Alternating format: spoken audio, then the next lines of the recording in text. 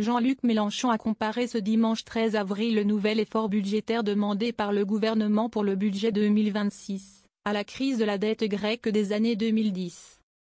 Jean-Luc Mélenchon rappelle l'Europe à ses mauvais souvenirs pour critiquer le gouvernement. Le leader de la France insoumise, LFI, s'est indigné dimanche 13 avril de l'effort budgétaire annoncé pour 2026, soit 40 à 50 milliards d'euros, estimant que le peuple de France est traité comme la Grèce en 2010.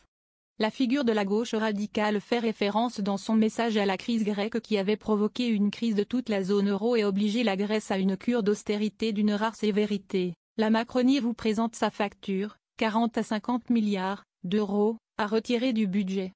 L'équivalent du budget de l'éducation nationale, écrit Jean-Luc Mélenchon dans un message posté sur X.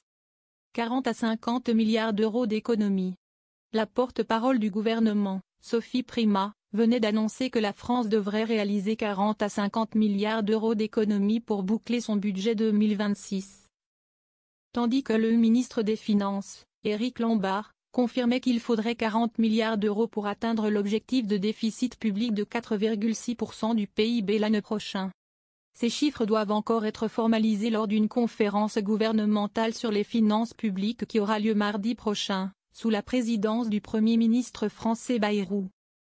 Contresens historique.